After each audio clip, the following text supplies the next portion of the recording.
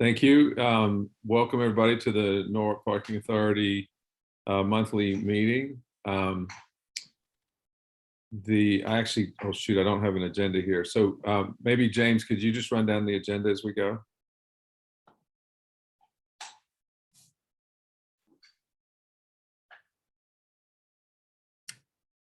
James, did we lose you? Garrett, do you have the agenda? Yep, I have it in front of me. So the first item is public comment. Yeah. There's no one for public comment, Eric. No comment. Okay. No. Okay. All right. Great. The second item is discussion and action related to minutes from the Parking Authority meeting Wednesday, January 26, 2022. So are there comments or anything to add or change on the minutes? Oh, we need Judd to vote. So Judd, can you hear? Oh, there you are. Hey, Judd. You're muted. Yes, I'm fine. Got everything working. Okay. Fantastic. So we're on the minutes review and approval. Is there are there changes and modifications that anybody sees necessary? Not for me. No, I'll move approval. And second, all in favor? Aye. Aye. Approved.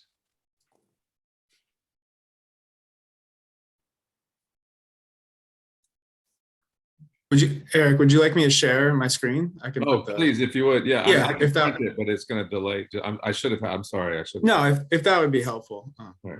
So I have the agenda right here, and I can All right, scroll through it as you need me to. Excellent. Thank you. All right. The chairman's report needs to come off because that's not going to continue. So then Stathi on the financial report. Yep. Thanks, Eric. Quickly, overall performance, we're slightly under budget for the month, but we're very favorable to budget year to date.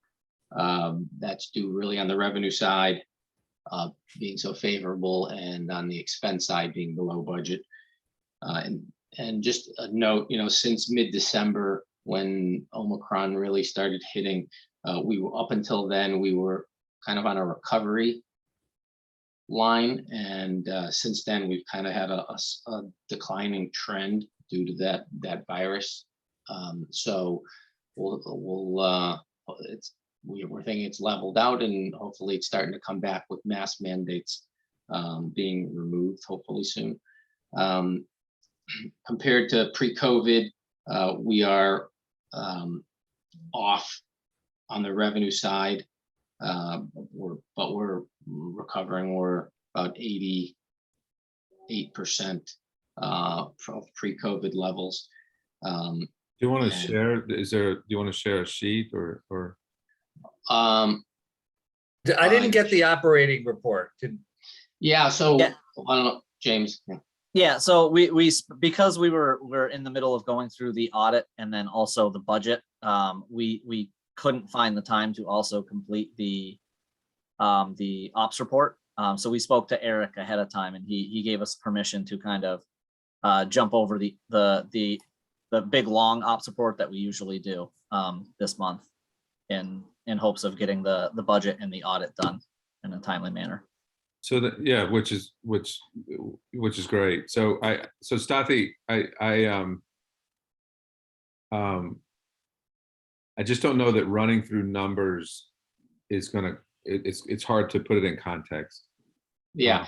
So, well, I'll try to do it high level. I did share the summary, the consolidated summary that you have in your packet. So that's basically what I was referring to as far as the beginning part of my comments, that for the month we're slightly below budget, still in the black, but year to date we're well over our budget, mainly due to the revenue side and some expense savings as well. And that was really what we had. But I've been also in the last few months just comparing to kind of pre-COVID levels, so we have an idea of where we are. And I guess my point there was, and I don't have something to show you for that because it takes this report and compares it to a report 2 years ago. a year and a half ago. But that we're basically, overall about 80 to 90% of pre-COVID levels on the revenue side. So And 80, all right, expense. so 80 to 90% so revenue means income, right? Yeah, the revenue, the income. So yeah. we're So 80 to 90% of pre-COVID. about 88%. So we're down about 12% from year to date, January of 19. So mathematically, that's kind of where we are. Okay, Permit levels are still a little lower than pre-COVID too. It's been, somewhat more stable, but we're, trending in the right direction still as people are coming, back to work. On the transient demand side, excuse me, we're down about 11%, or say 88, 89% of pre-COVID levels system-wide, which was good. And just the overall summaries that are from the location level, our non-commuter locations are performing well still, but it's the commuter locations that are still recovering. South Norwalk Railroad Station is at 50% of pre-COVID levels. So that still has some turnaround to do. So that's the quick and high level report on the financial statements. okay. Avi, what percentage of vehicles do we see parked in Stone Oak currently? Are we tracking the number of vehicles that are in the garage versus so we get an occupancy percentage at all? Yeah, I don't have that in front of me. I'll have to dig for that, but location to location, yeah, I'd have to pull that up while you're in the meeting, unless Rocky has that right in front of him. But overall, we were saying that the demands, transient demands, is really kind of the bellwether. If you're talking about just occupancy of monthly parkers and transient, we'd have to kind of refer to our empty space counts and see what we've got there for occupancy. So we can pull that up, and if we don't have it, we can report on that, regularly if you want it that way. Jim, Okay. Is that what you're asking me, Jim? Yes. Is that a train station, Jim? So I'm sorry, what was that, Rock? Is that at a train station garage at South Norwalk? Your question? Yeah. Yes. Yes, we're at peak time. We're about 15 to 20% occupancy at the garage, and then at the overflow lot, we're about 30 to 40% occupancy. So we have more people parking at the overflow, That is correct. Yes. percentage wise, right? So, okay, all right. Thank you, Rock. Okay.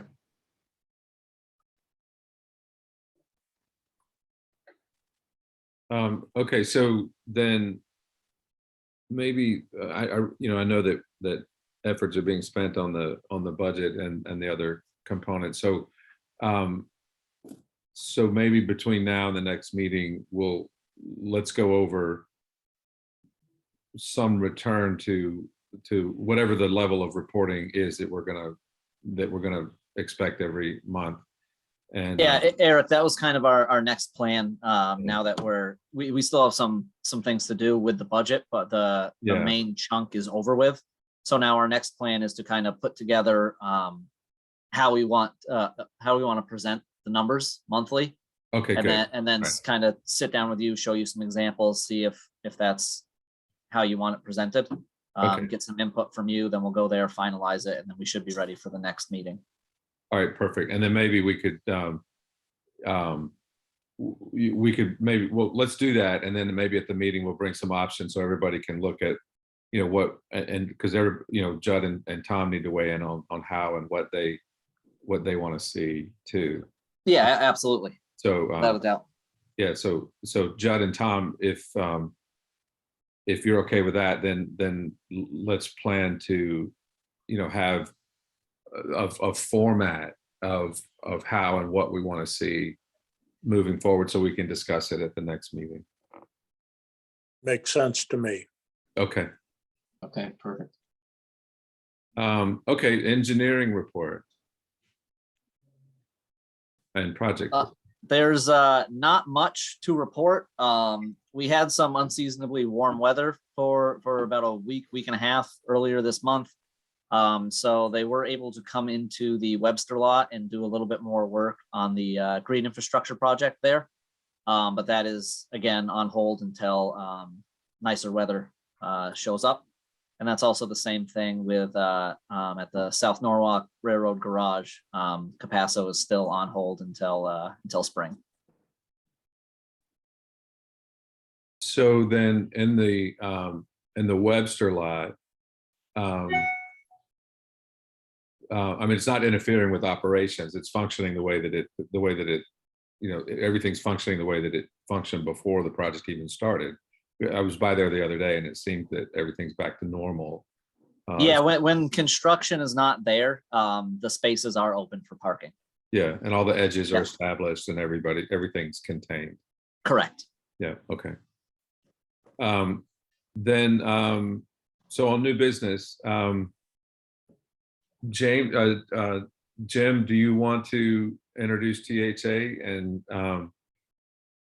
and so we can, I think so. As we talked about before, we engaged THA, sorry, to come up with you know, some concepts to look at modernizing the garage. I think they're going to go over I think their efforts, which I think are pretty good. There are things that we learned in the process. One of them being that we had hoped that we could look at the removal of the ribs, as a form of modernization and put a new front on. But what we quickly found out is that those ribs, while they're not structural, they are attached to each of the layers, that if we remove them, we will have an ongoing maintenance issue that isn't recommended that the parking authority take on. So that was one of the larger things. So we started looking at what can be done, with paint, what can be done with what can be applied to it, and how do we get it a little brighter? And I think we have a couple of things that we'd like to show with you guys today, and then kind of get this narrowed down to what I think is going to be really the option that we have available for us from a funding perspective. To be fiscally responsible to look at these enhancements, and then we'd like to bring them to the community at large to make sure that they have an opportunity to weigh in on this, and then if we come to an agreement, then we would advance a design to get that out, and then look for the potential improvements to start beginning in late summer possibly. But so THA, we got through Vanessa, who had worked with them in the past, weighing in on on prior responses that they had given. I'd say this to them even if they're not in the room, but they are largely leaders in the industry for this bike. This is kind of their wheelhouse. We have the three guys that worked on this. So Jim's on board, Reggie and Julio. And I will turn it over to Jim. You want to kick it off and then run through something for the team? Sure. Well, thank you, Jim. And on behalf of THA, we're really thankful for the opportunity to work with Norwalk Parking Authority on this project. Reggie's going to share his screen, and we do have a fairly, robust report, but we're going to try to move through it fairly quickly. Just to give you, can everybody see the screen all right and hear me okay? yes. Yes. Okay. And let me just introduce Reggie Paget is a project manager with us. He's a licensed architect. And Julio Castillo is a designer. Julio was responsible for putting together the rendering, so we're very thankful for his hard work. My job was to keep these guys financially in check, make sure they didn't go too crazy. But I think what we've got here, what we want to share are again, concepts. These are concepts that are kind of intended to be a bit thought-provoking and illustrate some of the opportunities. You want to let me just advance. So can you advance it? Okay. Just keep going, just keep going. So these are just some pictures very quickly of the garage. And, you know, when we got engaged, and this is really kind of interesting and exciting to us because we're working on several projects now where you have older garages built in the 70s and 80s that obviously, and, you know, beauty's in the eye of the beholder, but a lot of them were, you know, designed as kind of warehouses for cars. And, you know, we are engaged now in a couple projects to look at how to enliven these. Increase the user comfort is very important component. And, you know, kind of AI, we understand the great redevelopment that's happening in this area of town. And obviously our intent would be, as it is with the authority, to have, you know, this structure kind of contribute to the downtown realm, to make it exciting, and again, to be an attractive place for people to park as this area continues to develop. Let's go to the next slide. Keep going. So these are just precedent pictures. So the areas that we focused on were really, you know, looking at the facade, looking at these stairwell towers as architectural elements, and Reggie will explain architecture much better than I am. I'm a planner, not an architect. So, you know, and we also wanted to make sure, though, that the pedestrian access to this facility was enhanced a bit, you know, to River Street, to Wall Street. We understand that there may be, you know, a future connection through the parking lot there to Wall Street. So these are some of the things we really kind of focused on, looking at the entry portals. You know, when you look at this garage, the entries and exits are kind of understated, so you're not quite sure. You know, as we looked at it for the first time, you know, the entry exit weren't overly apparent, so we wanted to see what we could do to highlight those. So let's go to the next slide real quick. So we're going to just run you through, and Reggie will run you through some of the design elements. But the other thing that I wanted to contribute, as Jim mentioned, we did when we came to the site. One of the things, in addition to taking the concept of maybe removing the ribs, not only presented a maintenance issue, but also a fall protection issue. Right now, those ribs do serve as fall protection from the garage. So if they were removed, there would need to be a significant investment in, you know, railings and codes, you know, up to code to prevent falls. And I hate to say it, you know, but today, and I don't, you know, I'm not saying this is an issue here, but in a lot of facilities, we're actually looking at methodologies to close certain openings because of suicide deterrence. And again, I hate to bring that up as an issue, but it is kind of something in our industry now with, you know, it is a consideration. So these ribs, not only they provide a functional use for, you know, fall protection, car stoppage, and the like.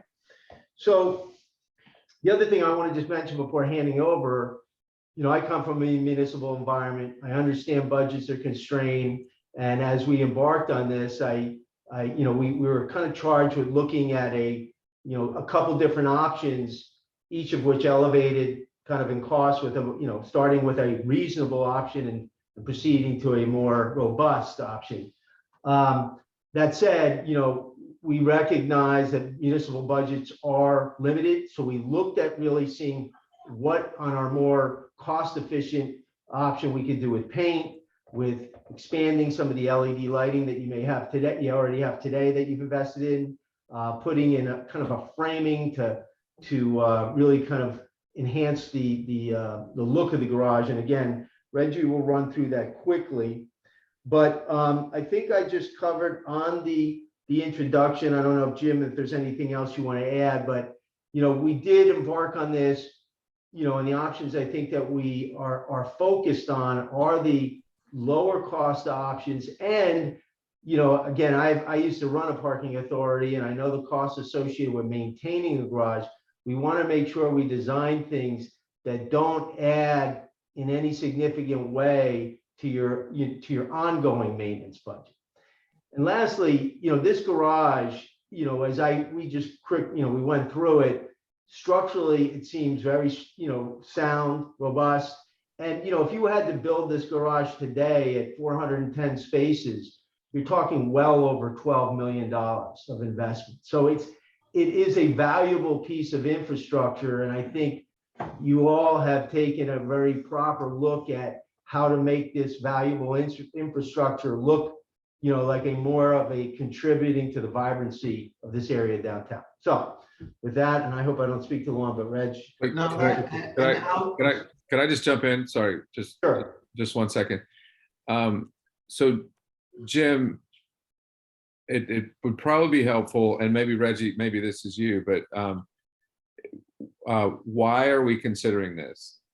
Just give a minute of laying the groundwork of why we're considering this. Sure. So to highlight, I think where we started the conversation initially about this. So,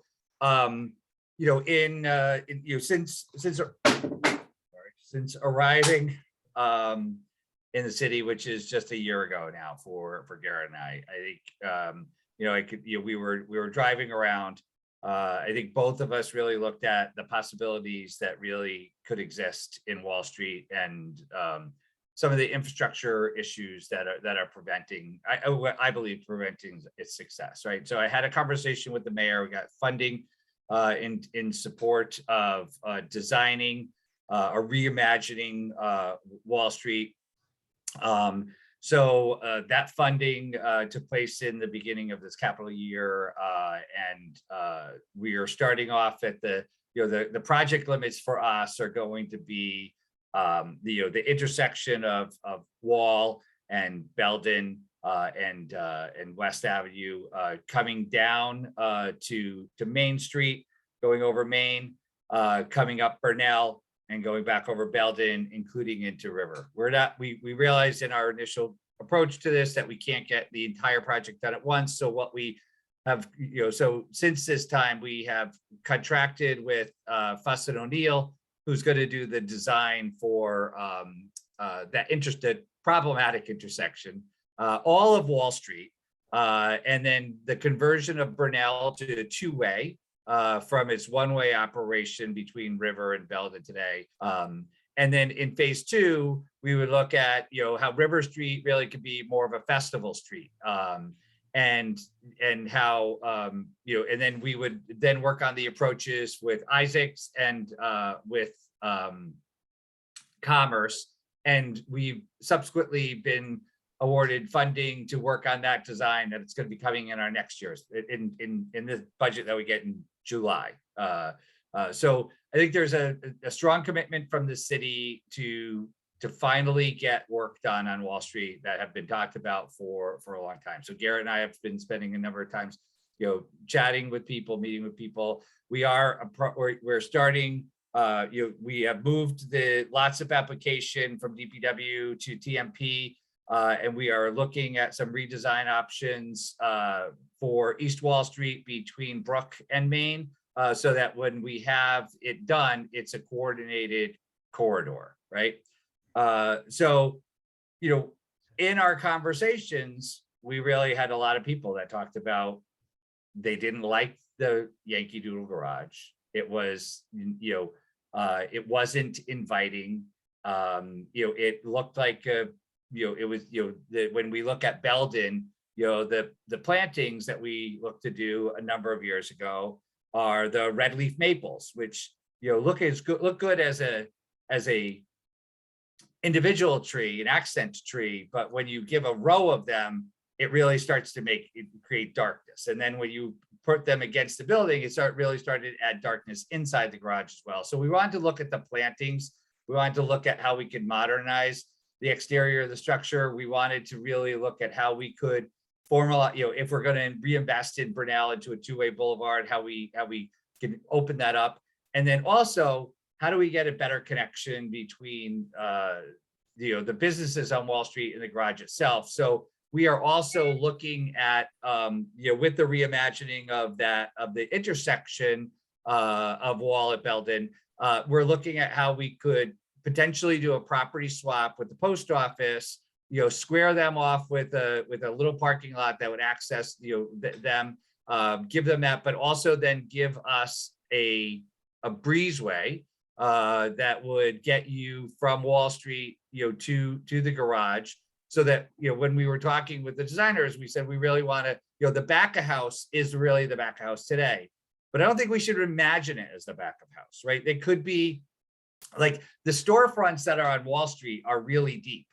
Imagine if we had storefronts on Wall Street, but we also had storefronts on the back, right? And we actually created the back as a pedestrian promenade. There's a lot of opportunities to reimagine things that could be, and I think where the city becomes responsible is really, giving the opportunity for that to be there. And I think what we're really trying to create in Wall Street is the opportunity to enhance the current architecture that's out there and have a garage that speaks to it. But we really wanted to make sure that we responded to the community that said, this garage is kind of, not inviting, right? It's and it's not, like, we should call it what it is.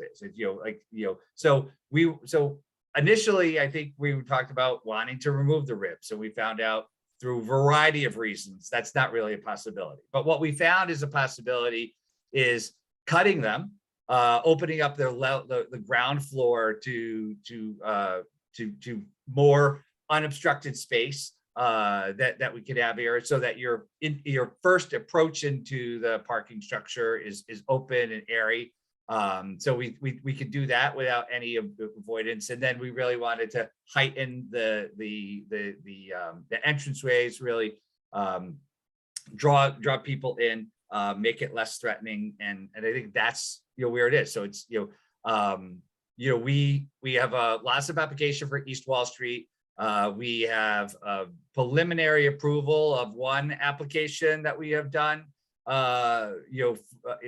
submitted, and we're still waiting to hear another one. We're still continuing to look at other fundings, but I can tell you from the administration standpoint, we're very much committed to making good on our investments and our promises to Wall Street. And we see a road that has a lane diet. Road diet, and we have really wide sidewalks, street trees, new pedestrian level lighting that's there, and enhancing all the great features. So the garage would be left as the eyesore if we didn't simultaneously also make that investment as well.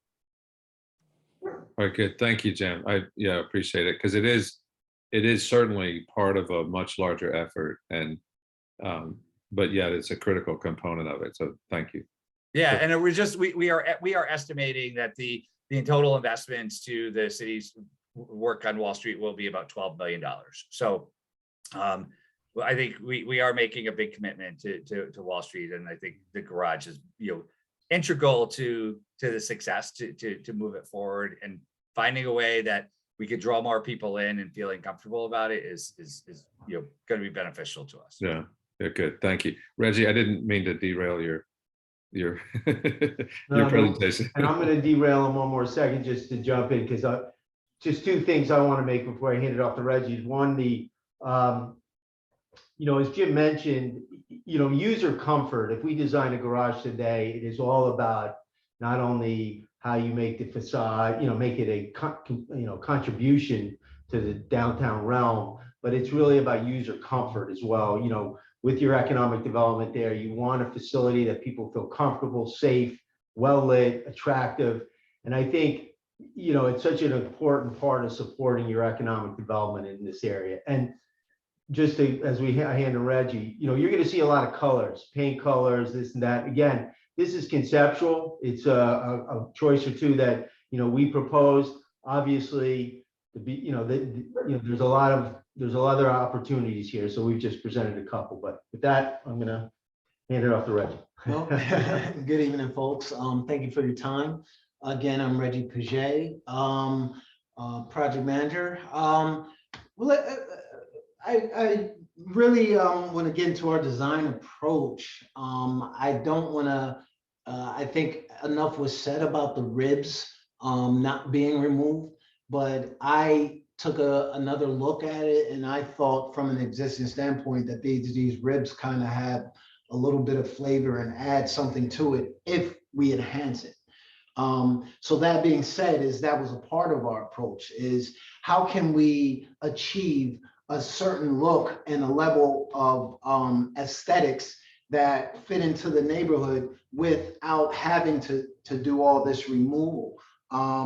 We understood that there were some structural implications. There were some implications about what other alterations we'd have to make to bring it up to code if we remove the ribs. So we decided to take another look and see how we can incorporate your existing ribs into the design. Also, that helped with to be cost conscious.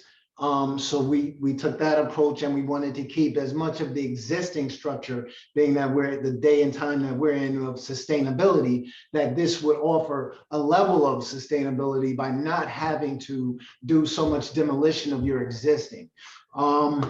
So that being said, I can just jump right into the options. We took that initial approach where all the options that you're going to be presented today have some sort of relationship to each other. The options are very easily interchangeable, so to speak. So we just built upon it as we increased, as you will see. The first option is in general, where taking the ribs, adding a paint color to them, giving it a little bit of variation of color. And then we also added a cornice at the top. We added some little bit of landscaping, because we realize you have some existing trees along Burnell that are kind of overgrown. So we're looking at that as well as a part of the design. We also were looking at your stair towers and how we address those. So we added a cornice, and we're thinking about some painting on the interior. And you'll see this is carried out throughout all the design schemes. There was mention of, well, I'll get into that later, but we also played up the entrances. We realized that your entrances, your vehicular entrances, are not overly stated. And when we have a garage, we like to at least have patrons that are driving and looking to enter into the garage know exactly where that entrance is and it's identified. So we kind of enhanced that a little bit, maybe added a canopy, did some paint, did a little bit of graphics, super graphics on the exterior.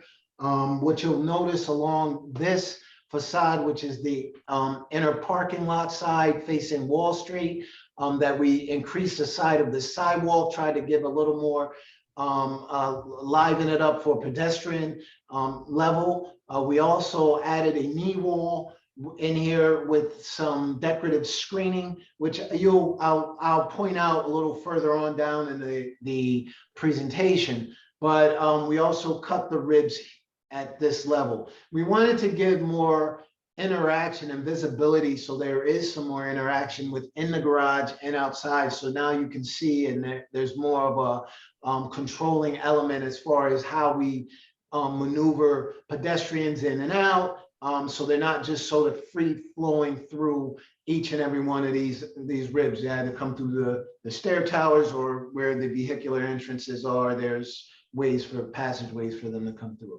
But as you see, we also added a little bit of, we wanted to react to some of the green initiative, and we were responding to certain comments of maybe having a green wall. So this was our initial stab at throwing the green wall up and incorporating it into the design. It was strategically placed over the entrance because, again, we want to draw your attention to entering and exiting of the garage.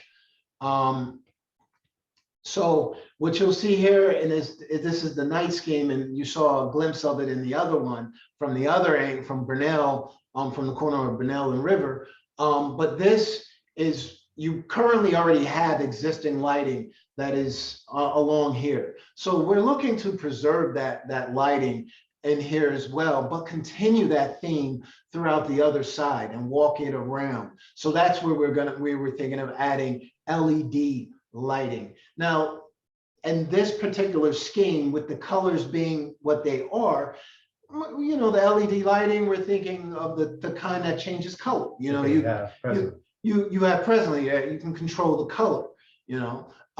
So that's kind of the thing behind that.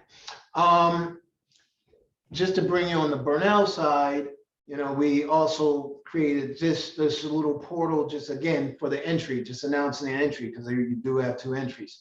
All right. So design, the option 1A is really just a extreme variation, not an extreme, but it's just in a variation of 1, meaning that we change the colors. We added a different, you know, just so you could have some sort of sense of, you know, we can do a lot of things and playfulness with the colors and draw your attention to what this facility is. And what we did was we introduced the rainbow color scheme, but kind of gradiated and have a gradation of it, of the colors walking around. So to further enhance that, we're thinking of, you know, we're also incorporating the same lighting that you saw in the first one, with the exception that this lighting doesn't need to be a true LED with different colors. You're getting the color out of the ribs itself. So this one can be a cost from a cost standpoint. The color LEDs cost a bit more than just a regular white light that you're washing the facade with. So in this version, you can play up the colors in the facade and the ribs, and then have the at night the color of the wash of the lighting. Here. So I want to, like, while we just on that one, I just also wanted to say we are also going for an innovation district designation to Wall Street, really highlighting the arts for Wall Street. So we wanted to, you throw this as an option out as just a level of kind of fun, brightness that's just a little different. So so by Reg, I just wanted to, I forgot that I did say I forgot to mention that we are changing, we're putting in a designation for Wall Street. So and Reggie, also, could you talk about the importance? You mentioned it, I think a little quickly. This piece across the top, I think you call it a cornice. Yes. The contribution that pays to the success of this kind of effect is critical, from what I can tell. So just speak, if you would, just speak about that cornice piece and not only the role it plays during the daylight hours, but how it houses the lighting that's shown here. Sure, absolutely. A lot of approaches from a design standpoint is that I've learned over the years is how your building meets the sky. So in your way it is now, it kind of just, the ribs just die into the sky. So in order for us to kind of frame that, because we took advantage of the fact that those ribs are such a strong element on the facade, we thought that to enhance those ribs, we would add this sort of frame that is sort of keeps it contained. So now it doesn't look like it's just shooting out into the sky. There is a containment above. Yeah. So that's what that cornice kind of brings, and it kind of it caps off the top.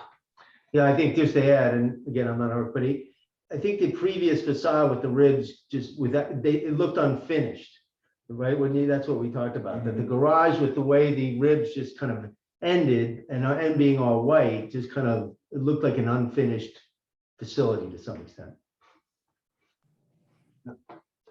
So yeah, okay, thank you. Mm-hmm. So again, we're gonna show pretty much the same same views for all the schemes, just so you can get a better idea of what we did. And I guess I have to bring up the point that you're not being so intrusive in hurting what's already existing. You're only adding a little elements. You're talking paint, you're talking cornice, you're talking a canopy over the entries, and then some lighting, and then we're going to do some signage, wayfinding signage throughout. And then, you know, so it's really some of the things that are not so much that you have to do from day one, but you can, these are the things that you can do a certain amount of them as you in phases in order to achieve the ultimate look that you want. So it's not so much that the way we designed it, it's not so much that, all right, one design, that's it, and then, you know, you scrap it. No, they're all somewhat interchangeable. And if you favor one over the other, there's a way that, okay, if the cost is what it is, there's ways that you can achieve that ultimately, maybe not day one, but maybe day two, maybe further down the road. So there is ways that there's a method behind the design that advocates you guys being able to do further work and continue to enhance the design as you're going down further down the road. So Reggie, just a question, and oh, good. Yeah, thank you for putting that up. How does the interior light of the garage affect this view in the evening? So how can you add the interior light of the garage to a view like this to understand how much light's going to come through those fins regardless of what color they are? So I'm not, I mean, I think on our overall lighting outside of the exterior, obviously, if you look here, the portals, we would look to add additional light to again announce the entrance and exit. We would look, and what we tend to do, depending, you know, we didn't do a light study inside of the garage at all, but we would look to light, you know, maybe that first bay and entry area a little more. You know, when we design a new garage, we tend to overlight that area because we want that feeling of comfort when you drive in.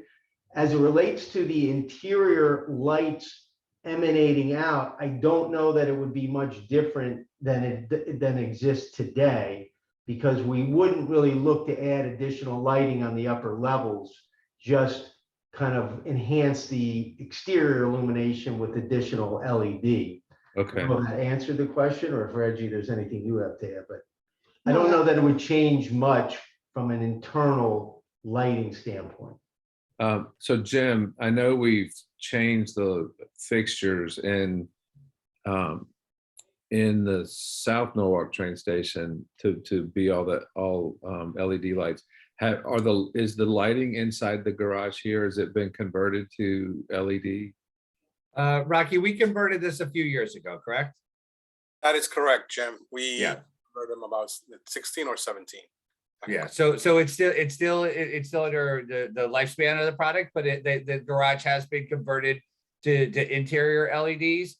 You know, so I think you know, again, as they were talking about, we weren't really proposing that we were going to change the interior lighting, with the exception of really the public space, you know, do a brighter light that exists in the stairwell, make sure the stairwell illuminates out. And you know, our thought was that, you know, by really highlighting the exterior colors, you know, that's what you're going to draw your eyes to. Those are going to be a little bit more prominent.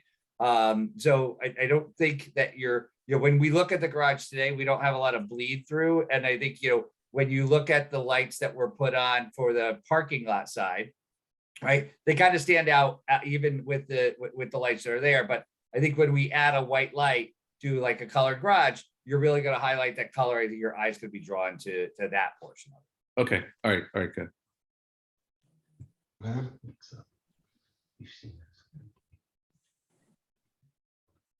So this is where we're getting to option two, and what really the variation from this is really option one, but it has a screen that we've applied in the front.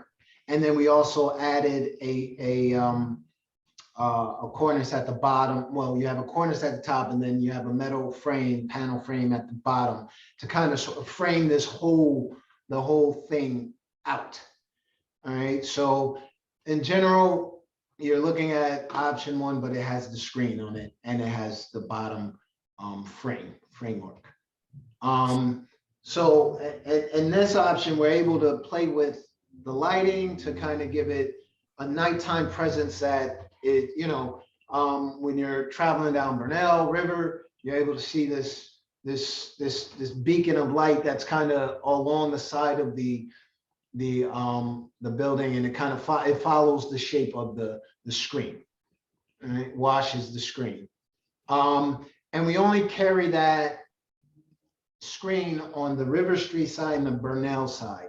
So then we could, not have to incur the screen cost on this side. We think this holds its own. It has its own presence as it is. If I could just interrupt for a second, I think one of the issues that you're going to see at this point, and I think we could, for respect for time for the commissioners, when we look at 1 and 1A, the biggest impact that we can make is with the paint. We can look at the cornice, we can look at the bottom framing. Those are really elements that are going to be transferable through all the designs. The screening that you'll see a variety of different options for is, if it's something that people like and something is something that we can incorporate later, but it's not something that we are able to pull into a budget dollar to happen in phase one. But like everything from 1 and 1A, those could be all that's the base, and then everything else is just added to that. So I think we should spend a little bit more time on 1 and 1A at the end, but I think let's just run through some of the other screens, because also there's a great video that I want to show you, and then we open it up to questions. And then, go ahead, Reggie. So we'll just quickly go through, just to give you option 3, different screen, different angles, different lighting to go along with the screening.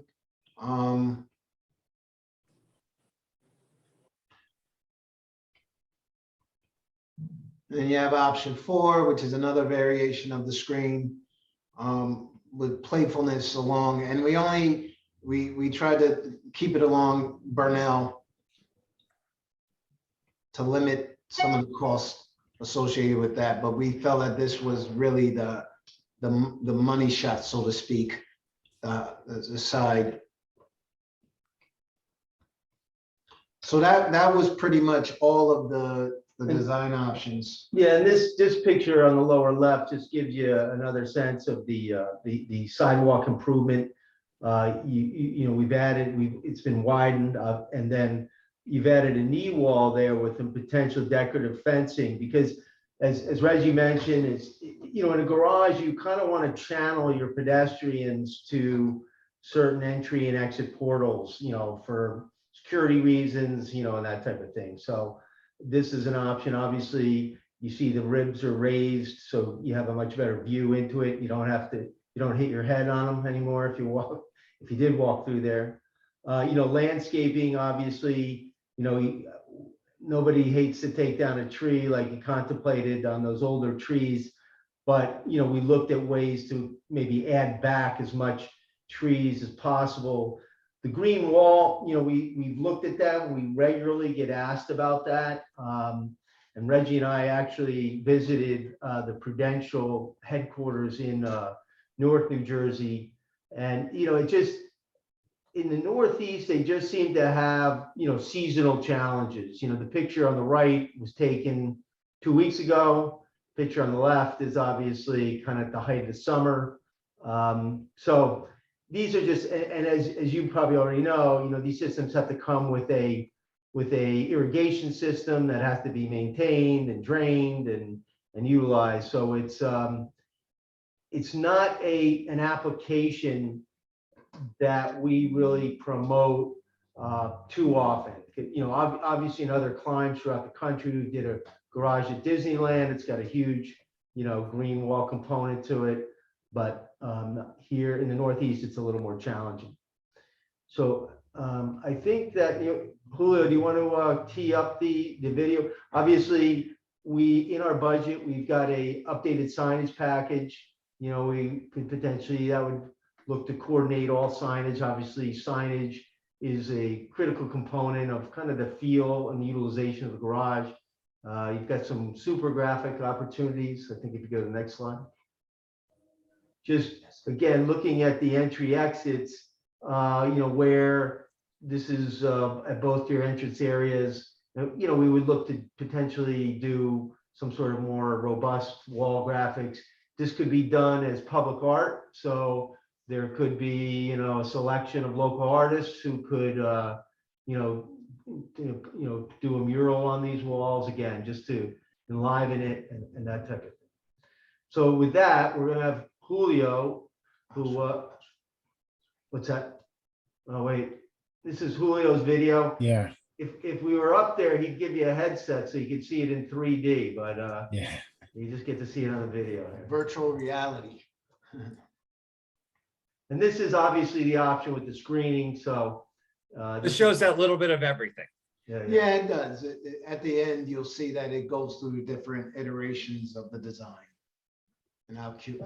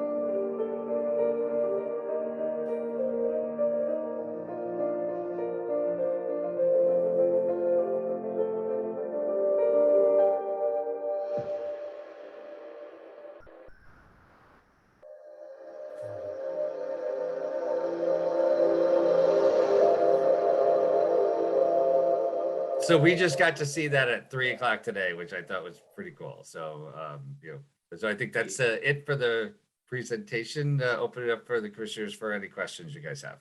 And I don't know where Julio got that dramatic music, but Hey. Get up with Great film. job, Julio. Thank you. Yeah, very nicely done. I couldn't tell if it was the Olympic podium or the final leg of a marathon. It was very I may nice. have to modify that, but if you have any selections, you can forward them to us. We'll incorporate. I think one thing that I can't stress enough, and you don't notice it when you look at all the work that they've just done in these design concepts.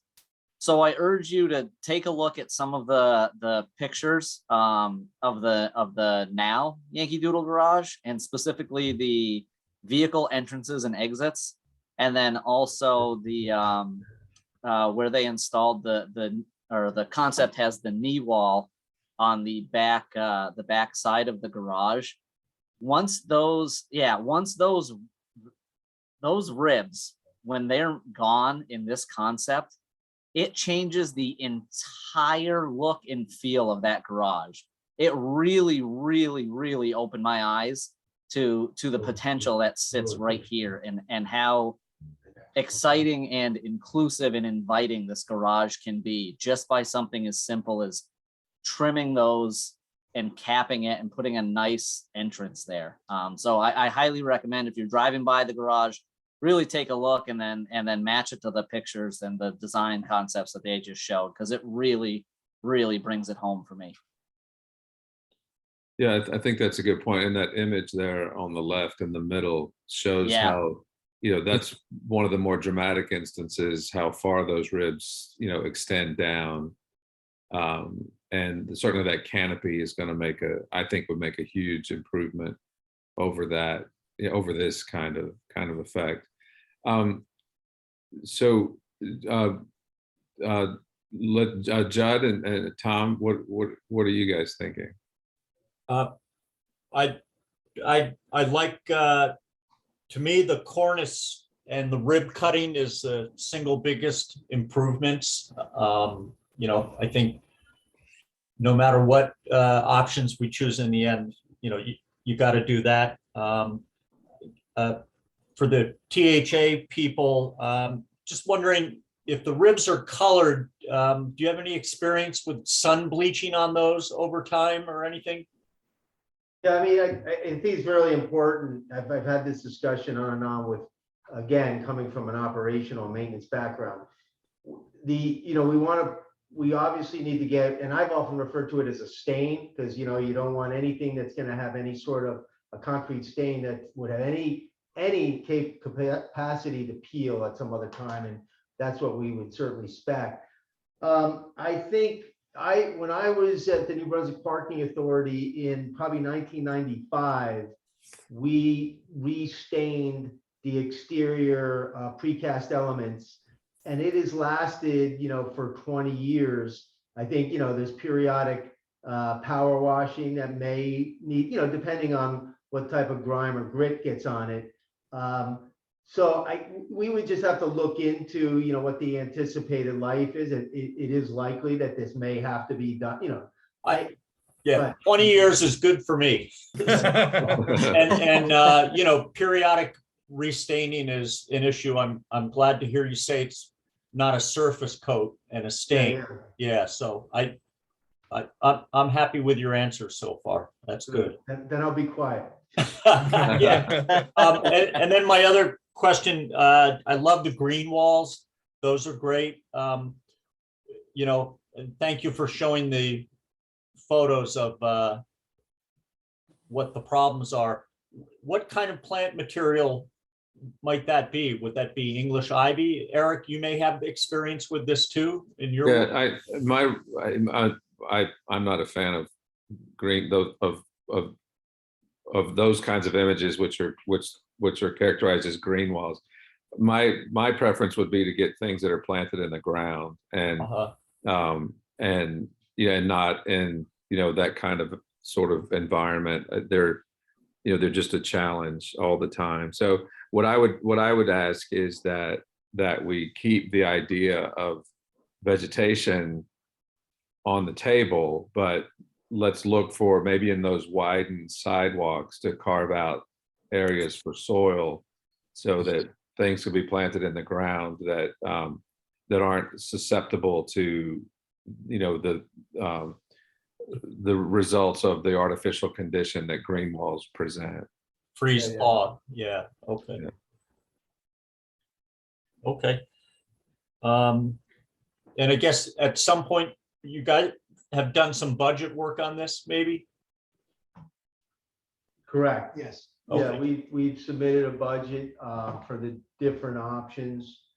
We hope is somewhat conservative, but, you know, what we're learning today, you know, and with supply chain, with construction costs and all that type of thing. But again, we hope we're conservative and that when, you know, something like this would go out to bid, that people would sharpen their pencils. But, you know, there is, we do have budgets for the various options.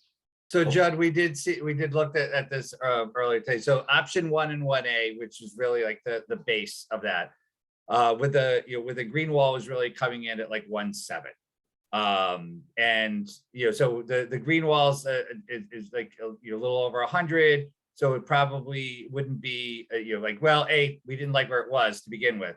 But so we'd have to look at that, but you know, maybe that is something that comes you know, at a later date. But I think when we start to look at the screening that goes on it, the price for screen is why you sit, you know, like initially we looked at, hey, what would it take to screen the whole garage and kind of change the whole facade. Then we just really found out that it's cost prohibitive to even do the minor screening that we were at. You know, we go up to north of like 3.3. But again, so always against the base of like 1.6, 1.7, to do the cutting of the ribs, the capping of the top, the framing on the bottom, really the painting of each of the levels. So when you park, you're on like the green floor or the red floor. Those are traditional models that you do in parking structures for people who maybe forget that I'm not, I don't know if I was on 3, if I was on 4, I just remember I was on green, right? So so all of that, all of the wayfinding signage within the garage, it would be consistent. So that part of it would be, you know, the walkway, you know, we had the walkway here showing around, but we really imagined this walkway leads you down that path adjacent to the post office property and out to what would be another promenade on Wall Street, you know, on that corner. So, you know, that's and Jim, and it also includes the expanded LED lighting as well. And the lighting, yes, which is a big factor of, yeah, that's not a small, but that's Yeah, I think I've heard enough about the green wall that you know, it looks great, but I'd be fine deleting it, and I'm not a fan of the screens. I like the 1 and 1A options myself. Great. From everything I've seen. So Yeah, I would agree with that. Yeah. great. We will bring 1 and 1A to the community. All right. I would like Tom? to have the actual report emailed so I can wander around the garage. I work right in that neighborhood. But I would also have a question about, is there any substantial difference in ongoing maintenance costs to the different designs? good question. good question. I don't know that there would be. I mean, obviously, we talked quickly about the paint surfaces. You know, that screening, the screening is, once affixed, that screening is kind of maintenance free. It's made out of metal material that will never rust, or we would, you know. Yeah, I think we're focusing on the versions before the metal screening. So it's really if it is the stain, the things that the things that both have in common are the cornice and the canopies over the garage entries, right. and then it's the staining, whether it's multicolor or a narrower palette of color. They show blue. So the maintenance, to me, from what I just looking at it from this high level, maintenance is the same regardless of, between the two earlier versions, maintenance would be relatively the same. Yes, I think so.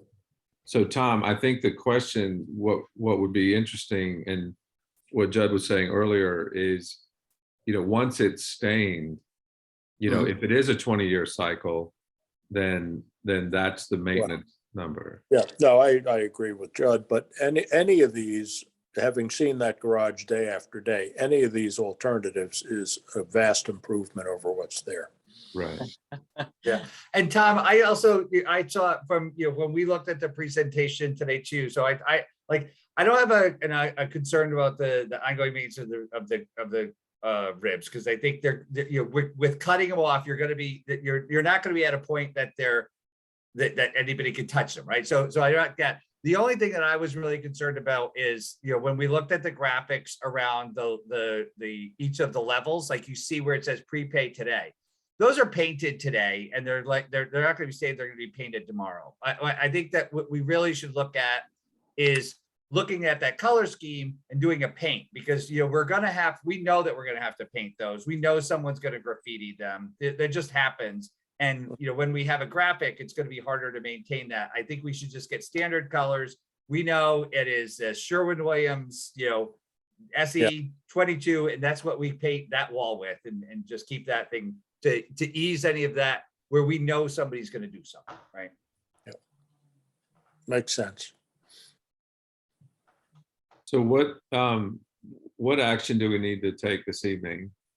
So we didn't need to take anything today. What we really wanted to just is show you this, and Tom, most definitely, we got this today. We will make sure it's a large link, so we will get that link out to you, to everyone on here, so that you have it. I think this is a really good representation of the work that THA did, straight up until 3 o'clock today. So kudos to them for putting something together. We'll get this out to you, and then we really just wanted to go to you today. Like, I think the next step is really to kind of show this to the community, and get some weigh in, and then based on what we get for some community feedback, we'll go back to you probably at the next meeting, let you know what that is, and then talk about what we would do to advance an actual construction design. So I would just suggest that if the next step is to get to the community, that there be a very strong and clear delineation that the attachment of panels is a future addition at some point. It's not part of what's being offered as a possibility now.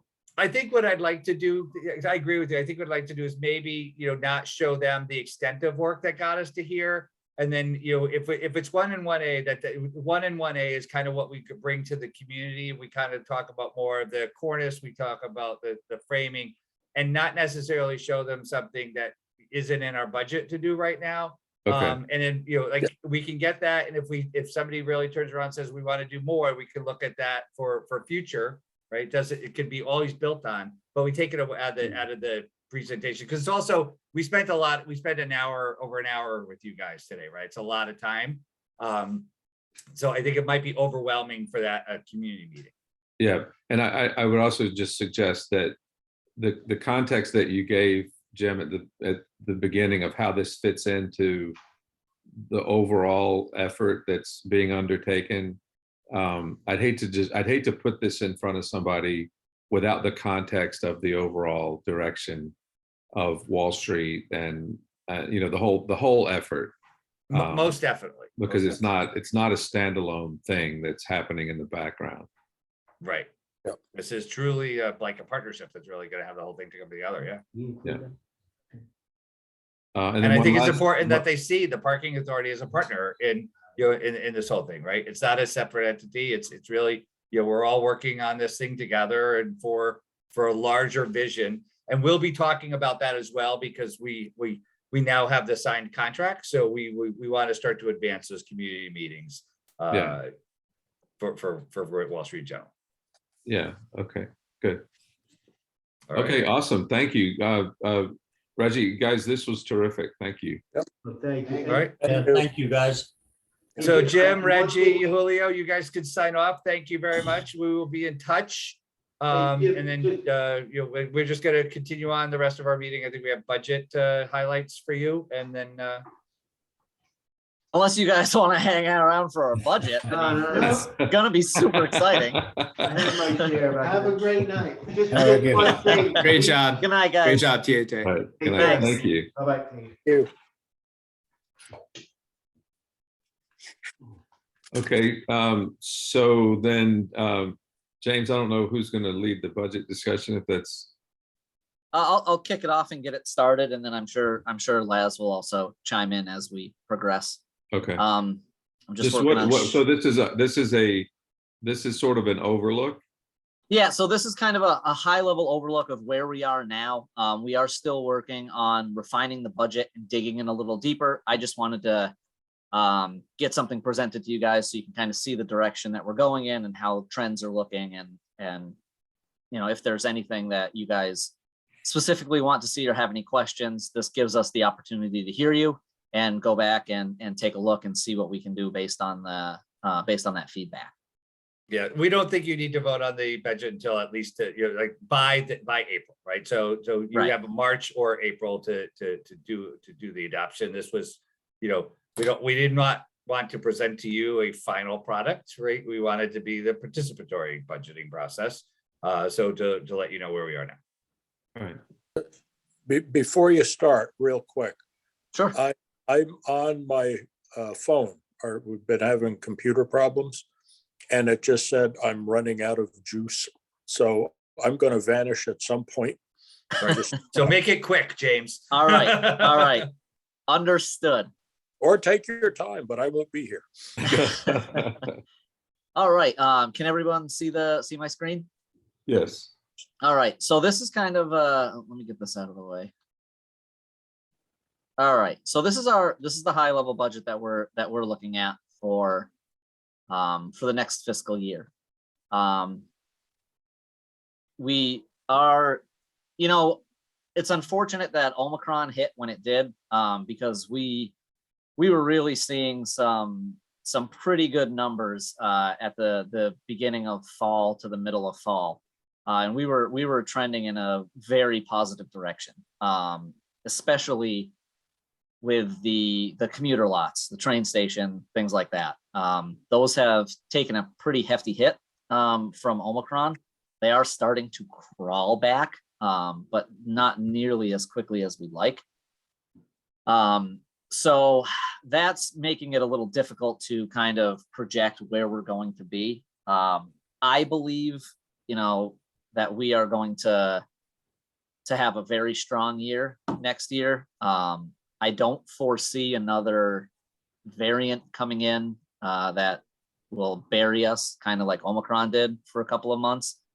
Now, it's always a possibility, so it's something that we need to be prepared for. But I don't expect that. Everyone seems to be getting fed up with dealing with the masks, and so I'm really just hoping we're going to come out, springtime, summertime, and trend in the right direction, and then hopefully keep that momentum going through the entirety of next fiscal year. There are a few things that we need to keep in mind, specifically with the East Norwalk Railroad, with the walk bridge construction project that's going to be coming. We are going to be losing the station house at the East Norwalk Railroad temporarily while they do that construction. So that's it's a lot of parking that we're just going to lose, and specifically the house. We will probably have some parking there most of the project, but at some point in the near future, we will be losing that station house for a while. They are going to be rebuilding it as part of the project toward the end of the project. So that is kind of having an effect on the budgetary process as well. So those are a couple of things to keep in mind that may affect this. We're trying to take that into account as much as we can, but it's certainly not an easy process to predict. But with all, sorry, not to drag this out, but when you say they're going to rebuild it near the end of the project, we've got about 7 more years of the project. So yeah, I don't know the exact time frame. We haven't been given the exact time frame for that specific station house information yet, which is another part of the reason why it's a little difficult to project. So it's just something to keep in the back of your mind that as those things come a little closer to starting of the projects, we'll get a narrower window of how that's going to progress. But right now it is kind of up in the air. So I just wanted you guys to be aware that could come down at some point. Okay. So with all that being said, we are still projecting to come out with a positive fund balance at the end of the fiscal year. I think we will, again, we're still fine tuning this. I believe that we can work on decreasing some of the expenses a little more and maybe fine tuning the projection for the revenue. That will leave us with a little bit more of a fund balance at the end of next fiscal year. So we're looking good in those terms. We're looking very hopeful.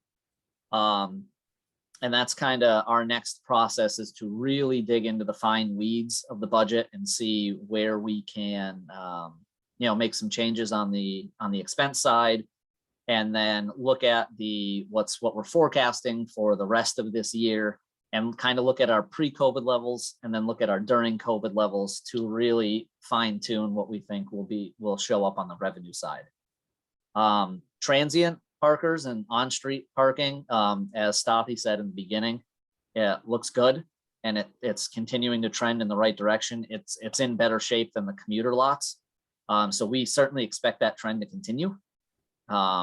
It's really trying to keep an eye on the commuter lots and do what we can to kind of drive some more business and some permits in that area. We are still continuing, and kudos to Sirach. We are still seeing a slow uptick in the permitting at the South Norwalk Railroad. And that really goes specifically to, I think, the website pop-up that we have now that lets them know that there are permits available. And then the outreach that we're doing to some of the daily parkers, specifically, in the overflow lot where we see a lot of the daily parkers, to let them know that permits are available. So that's one of the projects that we have going forward to try and help drive that number up. I'll scroll down here. And this we're kind of looking at still high level, but just kind of breaking the categories down. One thing that we're hoping that we kind of are looking to budget for worst case scenario and hope for the best. We're going to start to next year. We're going to go out to back out to bid for things like our landscaping and our snow removal, to just make sure we're really getting the best price and the best service that we can receive for some of those. So, and not just those, but there's a couple of others that we want to make sure we go out and are receiving the best price and best service. So we think that some of those expense numbers should come down as we go through this process a little more. But this is kind of the high level numbers that we're looking at. Between the budget and the actuals from last year to what we're looking at this year, numbers stay fairly decent and kind of static across the board. They go up a little bit. You'll see there's not too much of a difference between our budgeted last year and budgeted this year. Obviously, based on some preliminary forecasting, we're seeing some expense increase, but also the nicer side is a more increase on the revenue side. Again, that's because we're looking at a pretty positive outcome when it comes to the spring, the summer, and the fall regarding the pandemic. It seems we're entering the endemic phase, which would be nice, which I think will have a huge positive impact on what we do. Is there anything specific on this page that you guys would like to talk about before we move on to the next one? No, I'm good. Okay. I'm fine. And then right here we have, I'll hand this page off a little bit to Staffy and Rocky on some of the talking points to what we're looking at in the budget. Just a reminder that we're going to lose Tom, so keep it. All right. Well, before we do that, let me go down to just the graph so we can kind of see the projected breakdown right now for the fiscal year 23 of what we're looking at for revenue and expenses. You know, one of the things that we're working hard to do is try and make sure we're being really, really tight on the expenses side, because we would like to continue to have a little bit of a windfall at the end of the fiscal year, so we can help work on paying down some of our bonds, some of the principal and interest on the debts that we owe, to get into a place where we don't need to bond anymore. We can use our some of the end funds from the fiscal year, instead of bonding, to just use that money to go directly to projects like for example, the garage enhancement, you know, things, or maintenance on the garages, repaving a lot, you know, things like that. So we don't have to go into debt in order to do that. We can use our funds to directly go right back into our program. So that's kind of the goal that I have, and I have absolutely no doubts that we can get there, which is good, because I know the last couple of years have been tough, not just for us, but for everybody across the country. What, James, what's our debt in actual dollar numbers today? Do you know? It's right about 1.2. 1.129. Okay. Oh, I'm sorry, I looked at the wrong column. We're looking at 1.286 for next fiscal year. And so if we're going to go down that road, what define debt? So that's our bonds that we've gone out. I'm not sure. I don't have the exact list in front of me of what we've bonded for in the past, and when. So that's something that I'll have to pull out, but I just don't have that information in front of me. So is it safe to say that the total amount of money that has been bonded is 1.286, or have bonds not come due? That is what is, I believe that is what is owed total. Okay. 284,000 is in interest. Sorry, go ahead. Yeah, no, I can help you clarify that if you want. What's listed in the debt service and principal payments in the budget is really the annual repayment of bonding that the city has done. So there's generally a much larger outstanding debt that's already out there in revenue bonds. So that's what I want to get at. So gotcha. And I think that's what Judd is after. Right. Yeah. So I think we would have to get and I don't have it in front of me. We were working off last year's, but Chitsame, and the city's going to have to give us kind of a bond schedule on when those expire and burn off, and then that whole approach of kind of paying as you go, and not bonding when we don't need to, and using operating funds is, I think, a great goal to have. But I think we can get that. I just don't know what those levels are right now. So yeah, I'll work on getting that schedule from financing at City Hall over the next week, so we can and then I can share that number with you guys. So maybe we could I think see it next month. Maybe. Yeah, I mean the finance should have that readily available. I should just have to ask for it. So it should. Yeah, we may actually have a file. I can't find it right now. But that would be great. It's just okay. I did want to clarify for a second. Like so the money that was James was talking about was the payments that we make. We make a debt service payment based on a schedule that's provided to us by the finance department. We don't bond ourselves. The city bonds for us, and so we capitalize on the city's bond rating.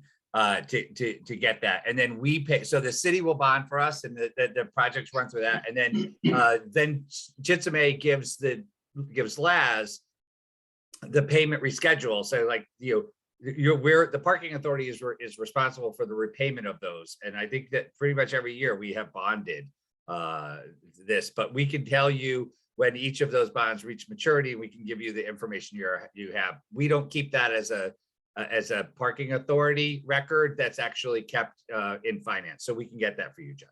But James, the city is not going to bond for an amount for us that we didn't request, right? Correct. Okay, so we have an account basically within the city related to bonding for requests that we have made over the years. Yes. Yeah. And that's the part that, James, you're talking about paying down and moving forward, not using bonding as part of normal operating procedure. Correct. I would really like to get out of that procedure. Okay, so I think Judd's question, and Judd chime in, but you're just wanting to know the whole picture. Well, yeah, I just, when the Maritime Garage was built, I don't know when that was, 20 years ago, I'm sure that was bonded. And if we haven't talked about this subject maybe in well over a year, but I remember in the past years, it would come up. And I think, the Maritime Garage, we still have quite a heavy debt on, I think.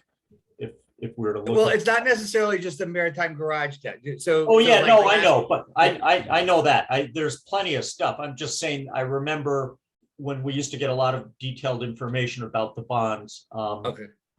That stood out for me because, I mean, it's a big structure and it's the most recent one that was built, right? Right. But yeah. like, the work that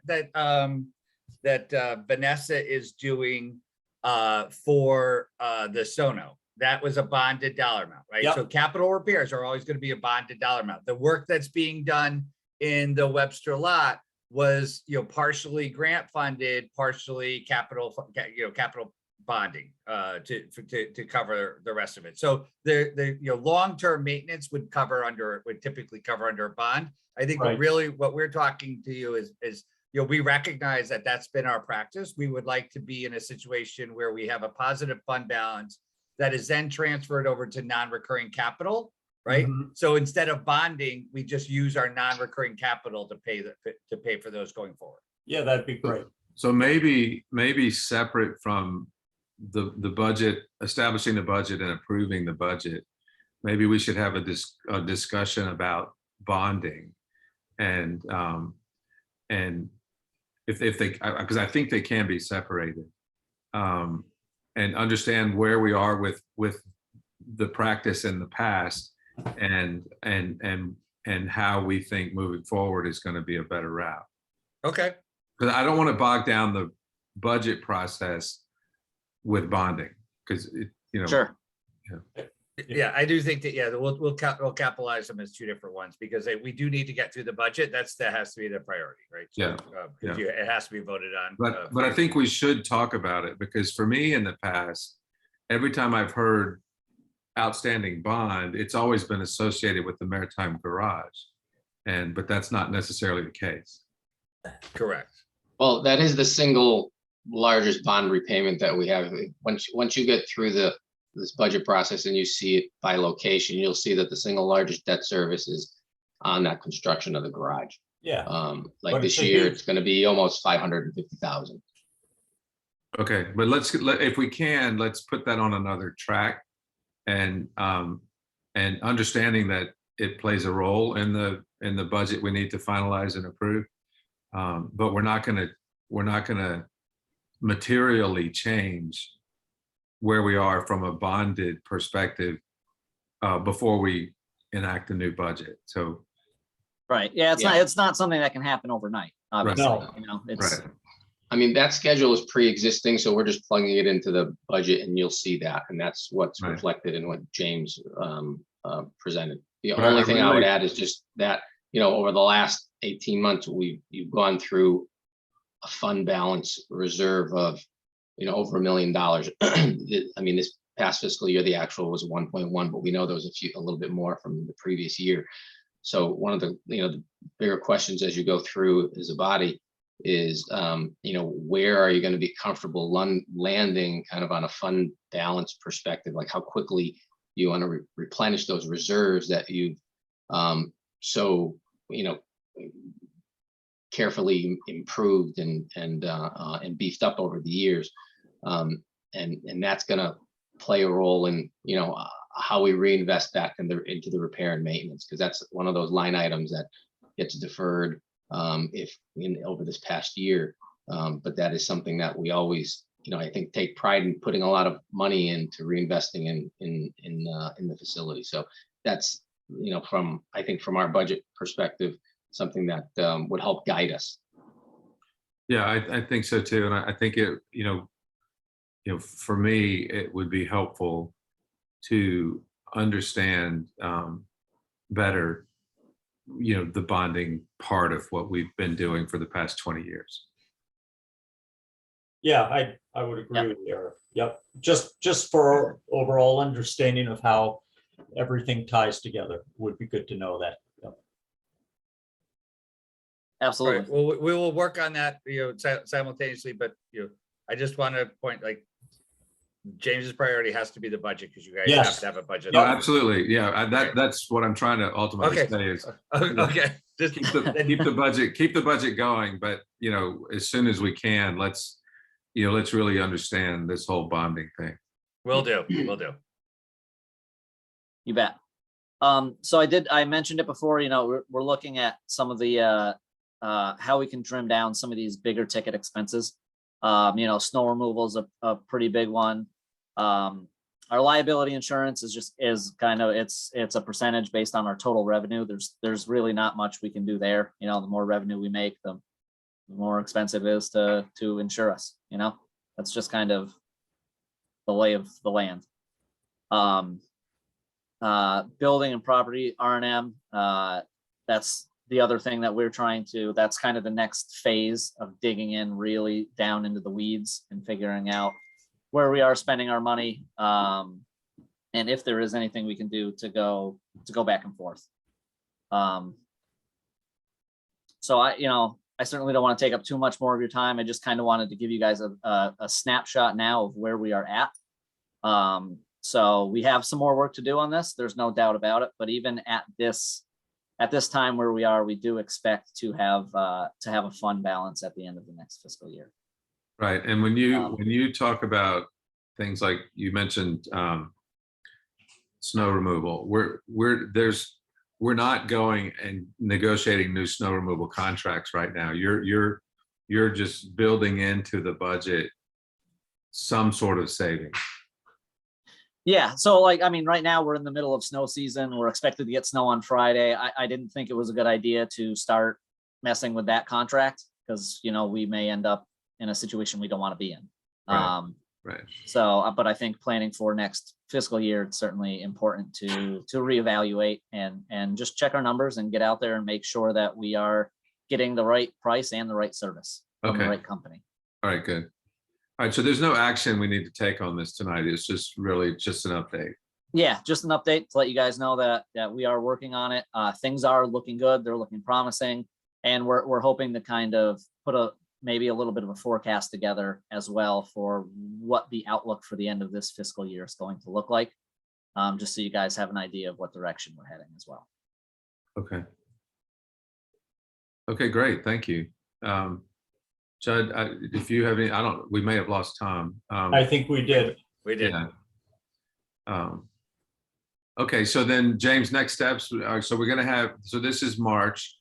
This is February. We'll have something to vote on and. Yeah, I don't, barring some unforeseen event, I don't see any reason why we wouldn't be ready to vote on this at the next meeting. In March. Correct. Okay. Is there any, do we need any sort of work session or anything between now and the next meeting to do, or? At this point, no, I don't think so. That obviously may come up between now and then, and if it does, we can broach that subject when we get there. Okay, But for the most part, I think we should be all set to get through it. okay, So James, let's plan on making sure that they get a budget packet ahead of the next budget meeting, so they have time to review it before the meeting. Yes. And then, gentlemen, then that will give you an opportunity for questions on the next meeting. If you're not comfortable with that and we owe you back, then we have a month to get your answers before you really need to vote it on it in April. But if you're comfortable, then great, we can vote on it in March and we're good to go. If you have questions, we have a month to get you the answers. Okay. so, okay, that sounds great. Sounds And good. I just looking at the sheet that you have here, only because 2020 was such a void in everything. When I see like the actual 2021, it makes me wonder what 19 was like. Yeah, so that's part of our process is we're using the pre-COVID 2019 as part of our forecasting for the budget because it's a little bit more reliable. for lack So of a better term. is it, I don't know if this format is somehow regular or required by the financial departments of the city or not, but if it's not, can you add that line, that column? Yeah, absolutely. We can have 19 in there, no problem. Okay. And then, I mean, you could have 20, but it's just sort of irrelevant, Right. in the grand scheme. Yeah, it's such a statistical outlier that it I doesn't mean, really. we could provide add it much. if you just want to see the trend. I think just it's good to see where we were to talk about what Staffy talked about before. That we aided to a little bit to get us there. It's understand. If we're gonna look at where we were in 19, it doesn't add anything to give you the 2 extra years, and you're looking at a 5-year cycle. So Yeah, I think it just to help with context. yep. Yeah, Yeah, that would be good. Definitely. Done. Okay. All right, that's Okay. all I've got, gentlemen. All right, awesome. I actually just got a low battery signal myself, so. All right. Well, that's a Perfect sign timing. then. That's a sign. Yep. Where's Tom when we need his famous line? Yeah, we Right. don't have time, but we're never gonna be able to leave. We don't. Yeah, have there's time to no, say yeah, goodbye. we can't vote, So so. we don't have a quorum here. So we're, I'll make a motion to adjourn. Okay, in Tom's presence. He Yeah. needed to leave you a proxy last. Yeah, well, he sent me a text right before he signed off. So- Okay. So then I'll second it too. All right. All Have a right, good night. all right. Gentlemen, All thank right, you. thanks, everybody. Thank you, Delete. Thank you. Good night, everyone. Thanks. Bye-bye. Thanks, Hey, Rocky. we lost you, didn't we, Eric?